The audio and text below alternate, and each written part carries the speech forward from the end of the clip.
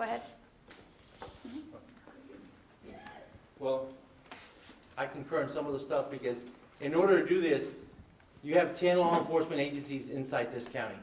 And people say, wow, 10 law enforcement. Because every constable counts as one agency. There's 4 of them. So unless you get together and start formatting and tasking, where's the problem at? Do we have a problem here in Dilley? Do we have a problem here in Pearsall? Is it in Bigfoot, Moore? Where is it at? You got to get together, analyze the whole thing, and start tasking little by little until you can get it somewhat taken care of. Now, when it comes to how many deputies, I understand, I've worked there. I know a lot of the calls come down to livestock. You know, and how do we handle that? Well, I truly believe that we have to handle it in the sense that you need to hire someone that specializes in livestock, that's able to go pick up the livestock or place them back where they belong, or do something to that effect, because that's taking a lot of time from the officer. The officer might be in the other side of town and has to go to the other side of the county just to handle that situation. And it is important to handle for the simple fact that somebody can hit a livestock and have an accident and bad injuries can occur. Now, when it comes to how many deputies are enough deputies, or how many officers are enough officers, well, they currently work a 12-hour shift. You know, my theory's always been if you're proactive, you can do a lot in 12-hour shifts. So I think proactivity is going to be a must. And I'm sure I speak for a lot of people. Proactivity has to be something that entails your daily schedule. And you start seeing more results. Being transparent, putting things up on media, putting things on the newspaper, so people understand that something's being done. You know, because if nothing's being placed, you don't know and Mr. you're not Romo? informed. I have to stop you, please. Oh, I'm sorry, I didn't hear you. It's okay. Were you going to? All right. Here we go. I honestly believe it comes down to how you manage your resources. I mean, you're dealt a hand. You're going to be given your deputies. You're only going to be given a certain amount of deputies, but you've got to understand the sheriff's department just doesn't take care of the jail or that department. It's responsible for the courthouse also and whatever other county facilities we might have out there. That's why you have municipality has its own police department. Dilley does the same. So they've taken the responsibility of protecting the citizens inside the city limits. Our responsibility, of course, is going to be county, taking care of the county out there. But we also carry jurisdiction in the city. That doesn't mean that we're not going to be able to take calls or take over investigations if we feel we need to do it. We can do that, but we manage our resources. If I only have 8 men, I'm surely not going to overwork them in the first place. You need to look at resources. Who wants to be a reserve officer for you? Who wants to come in and have me commission him and hold a license for a while? But when I need you, you need to come in because we've got events going on. We've got crisis at school, natural disaster. I need you in. So I'll create that reserve program where I can get plenty of men that have their license. They just want something to do. There's someone retired, ready to get retired. They want to do something. They still want to stay in law enforcement. Those are the ones I'm going to look for. But they're going to be dedicated. They're going to answer my call. I'm not going to give them a license so they can go work security and not answer when I need you here. You're my reserve. I can call you in when I want to because you said you wanted to work out here. I'm going to hire you because you want to work here. So you might get stuck with a bad shift. You might have to take calls by yourself for a one-day shift or a night shift, but that's what we were dealt with. You've got to make it work. We can't blame nobody. We can't. We're trained. We have resources, but you also have a lot of agencies out there that are working, that'll come and back you up when you need help. So you're not totally alone. You always have somebody. Officers have that unity that no one's going to get hurt. They're going to come from wherever to help you. Mr. So you're never Talamantes, I'm alone. going to have to stop you. Yes. Mr. Morris?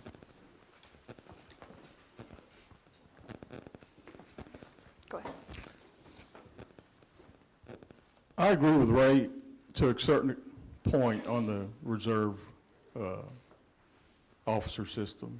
The only, what I would do is I do believe in that program, but the liabilities concern me, and also what has happened with these reserve programs is that you have to evaluate every person who applies for that program, because that program can be so mismanaged. You have to have somebody that's going to the sheriff or lieutenant or sergeant has to run that program and be on top of it all the time. And that's really what concerns me, is the liability issues with it. And don't get me wrong, it can help a department if you have a consistent, accountable reserve program. But that's my take on it.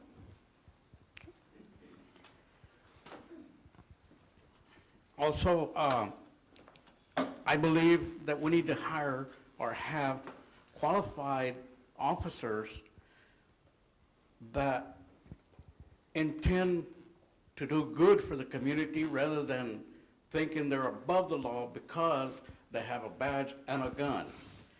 I've had instances happen to me personally. And I think that's very important, to have officers that are willing to serve the community rather than, hey, I have a badge and I have a gun, I can do whatever I want with you. And people don't know their civil rights. I believe we need to start educating people at their civil rights. Okay, so the next question, oh, did you have a rebuttal, Mr. Talamantes? Okay.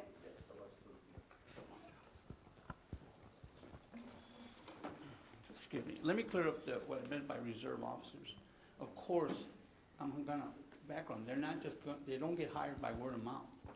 I know him, I know you, oh, I've known you for years. No, of course, you have to do a thorough background, just like you do a normal employee that you're gonna hire on the staff. You must do a diligent background in these individuals. You just can't hire off the street anymore. And they also are bonded. We are all bonded. If there's a liability for the reserve, there's a liability for every deputy I have. Their actions can be called to question. They can be filed against. But it comes from the leadership of the training and what you can pass on to these individuals of how to treat the people. It'll do a lot. But a reserve program benefits the community. It brings officers that are coming to our aid and not getting paid. They just want to be in law enforcement. But of course, I'm not going to hire any individual because I know him or he's a friend. If he doesn't meet the qualifications or I think he's diminishing his skills, I'm not going to bring him. And I'll be honest with that young man or individual that says, hey, I can't do it because I'm responsible for my community here, and I'm not going to put somebody that's going to tarnish that. So the reserve program is a great tool. When we have all these festivals, they can help. But again, we no longer can just give them word of mouth. They must pass. They must follow the rules of TICO before you even hire them. They gotta be qualified. So it's not just taking them off the street. So don't read into my reserves. I'm hiring friends for friends. No, it's a diligent program. And Mike's right. I will assign somebody to oversee it because I will require that they work a certain amount of hours per month to keep their commission. If I give them a commission, I never see them, I take that commission back because he said he was going to work 16 hours a month. If I asked him 16 hours a month, he'll have to come and put him in. Okay, Mr. Talamantes, I'm going to have to stop you. Yes. We'll move on to question number 3, which is Romo. This is a lengthy question. It was submitted several times, so if you all want to make sure you pay attention. As Sheriff of Frio County, it is incumbent upon you to have transparency of your department and to work with the Frio County Commissioners in making them aware of necessary funds needed to run the jail. Do you commit to be physically present at Commissioners' Court meetings and submit all required reports and information in order for them to make sound budgetary decisions?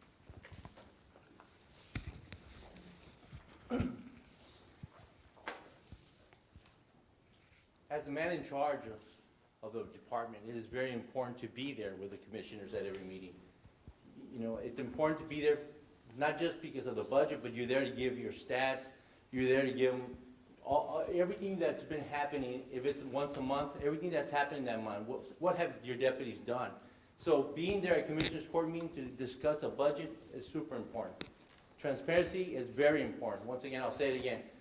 Having a good relationship with the newspaper, having somebody to keep y'all abreast of what's occurring on the media, that's super important because everybody wants to know. Not everybody reads the paper, but a lot of people that don't read the paper have media and know what's going on, and that's important. And it's important, I think it should be obligated that if, either in city or county, that if you're in charge of a department, you should be at a commissioner meeting or a city council meeting. You should always be on the agenda to speak, discuss everything you've done, what you need. Nothing should be done on your own time. You can't just make a decision on your own and say, this is what we need, this is what I'm gonna do, and I'm gonna do it. It doesn't happen that way. You work for a department, and you have people you have to talk to about it and discuss them, and maybe they'll give you something else. They'll give you a different idea, but it is very important that you discuss, and if you're there present at every commissioner's court meeting. Any other candidate want to make a comment? Okay, we're going to start over here in alphabetical order with Mr. Morris, and we'll go down. Go ahead.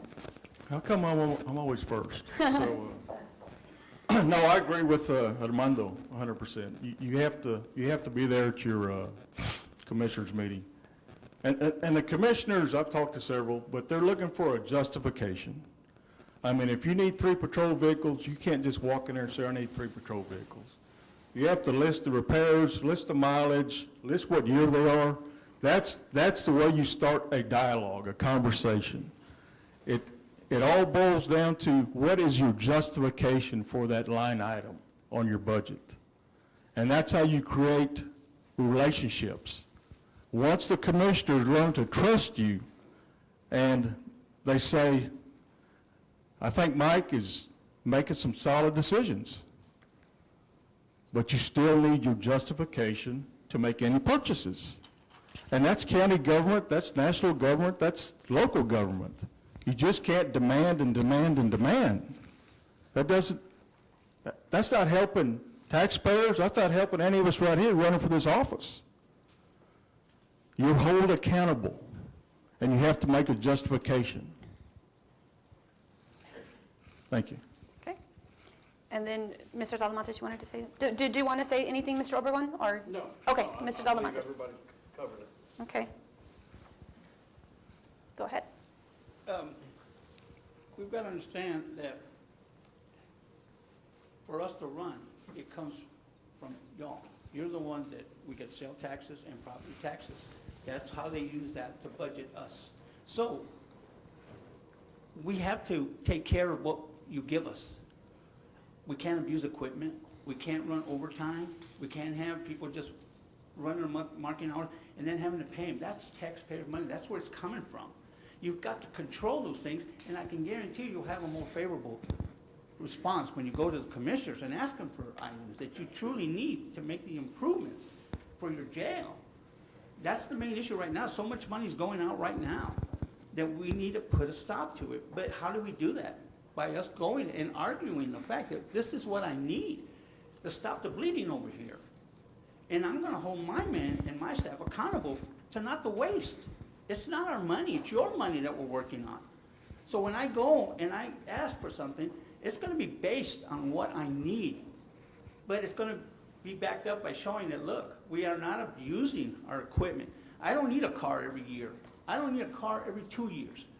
But I'll take it if you want to give it to me. I'm not going to turn it down.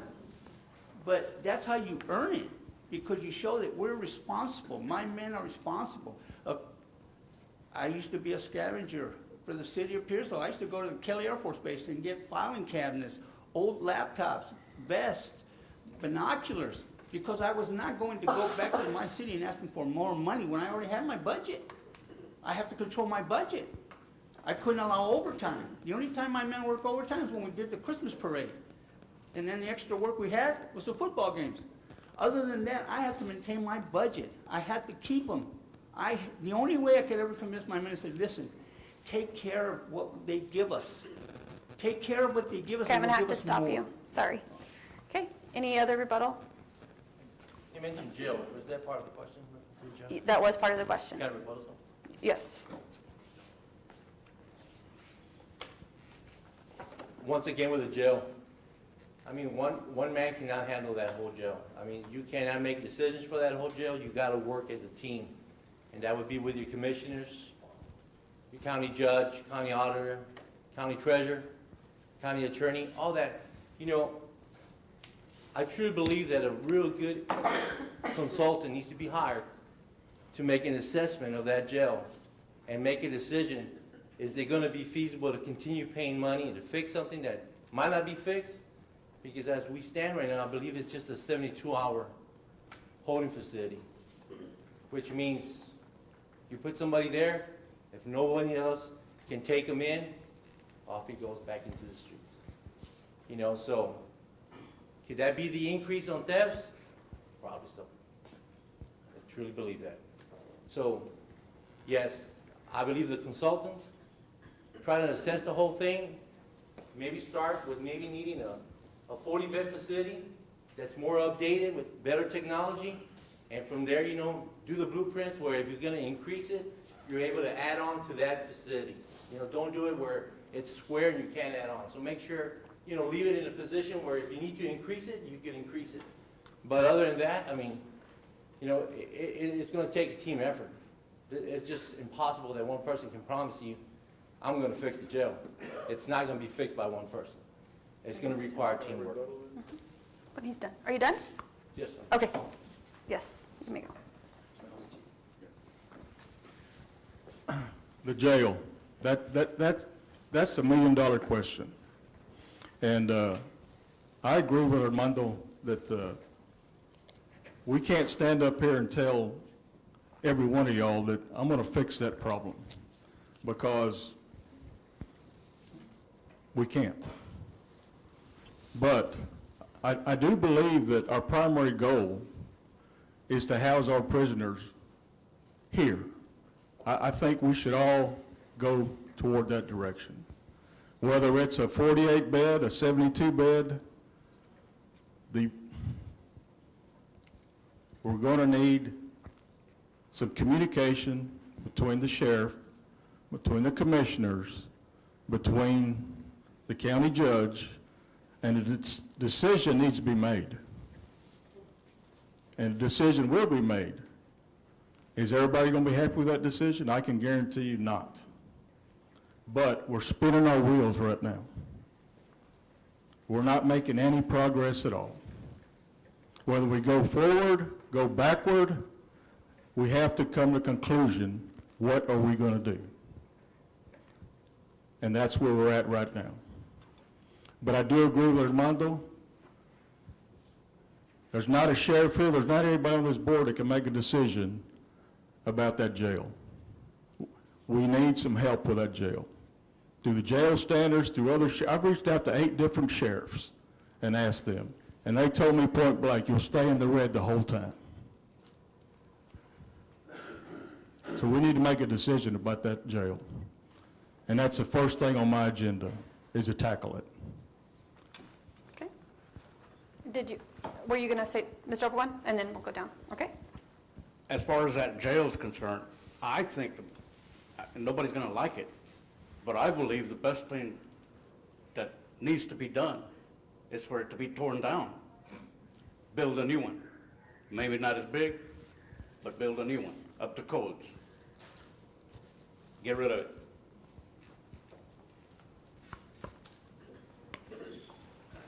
That jail is not a quick fix, and I hope I didn't give you the impression that it can be fixed within a term. It's just totally impossible, like Mike says. But you got to go in there giving it everything you've got. How did it get to that point? How did we get to this point of this jail? This jail is functioning. I cannot believe that jail standards at some point or another did not warn us. Hey, you need to start making some improvements. Where did we drop the ball? Why did it get to this point?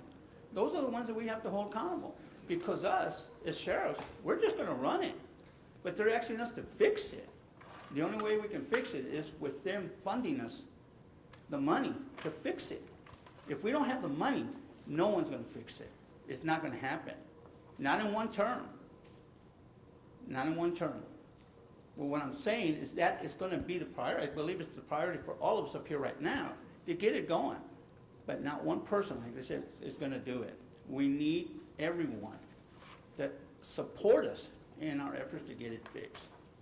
Right now, like I said, too much money is going out. If we can keep that in here, we can fix it. We can use that money. And yes, maybe we don't need that large facility. Maybe we just need a good-sized one to start off with, to be able to house them again, to not be sending that money out. Maybe we should go that route. Let's fix what we can right now so we can stop housing these individuals somewhere else. And then we add on later, as we start saving our money and go back, make it large again. Then we can bring in some prisoners from outside where they pay us to hold them. Let's turn it around. That's all we can do. I have something to say on that. Bringing in prisoners from the outside, bigger counties, bigger cities, more corrupt. I believe you get them in with our prisoners that are in there, they're only going to get educated, and not in a good way. Yeah, it sounds good because it brings revenue, but we need to think out of the box. I believe it only educates the local people to a higher degree. Okay, we're going to move on to question number 4. Can I, Oh, on that right there, on what he just said, can I say something? sure. It won't be 3 minutes. I disagree on that part because a lot of counties are building facilities to house federal inmates. Because federal inmates will give you a good revenue. You know, there's counties nearby us, neighboring counties, that have built their facilities and had paid off a 30-year term on 10-year terms. All because of the federal inmates. Because the U.S. Marshals are looking for a place to house their federal inmates. You know, it's a jail. I don't care what jail you go to. You're going to learn things that you shouldn't be learning. I mean, it's a jail that every county needs to house because for some reason, that individual needs to be housed. You know, because it's affecting our community. And unless we do that, it's just not going to happen. And we're back to him, right? Okay, actually, from questions moving on forward, we're going to allow you 1 2-minute rebuttal for time, okay? It So just changed course, that's what. we're on question number 4 with Mr. Talamantes. What law enforcement qualifications and accountability will you expect from applicants for deputy positions? Very good question. I will base it on their work history, how they come. You know, you normally interview, and you know as well as if you've all interviewed, if you've had in a position, they want to tell you what you want to hear. You got to look past that. You got to make sure that they qualify first place, that they have a peace officer's license. TICLO's mandates now that they do a personal history packet.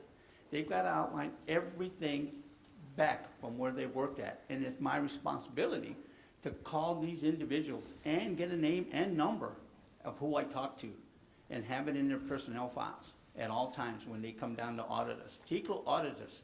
They check our records. They make sure that they're all up to date with their education, their mandatory classes, and that, again, we take care of that. It's their license, but I'm going to take care of them by keeping them up to date with their training. I want qualified. I'm not going to hire, again, it's always been word of mouth, friend. You can't work like that anymore. You cannot deal with those kind of situations. We've had too many incidents. I'll be honest with you, there's officers that should not be in law enforcement. There is. I know that. And that's what my job is, to prevent as much as I can, but they'll get through. They'll get through the cracks. And you only find out later when it's too late. That's why you have a probationary period. I used to let go of officers on the last day of the 3-month probation because I just didn't feel he was going to be the kind of officer that I wanted for my department. I'm not going to allow that to be in our community. So I have to do my due diligence of hiring the best qualified officers or deputies for this county. Does anybody have a rebuttal? Okay, we'll start with Mr. Morris.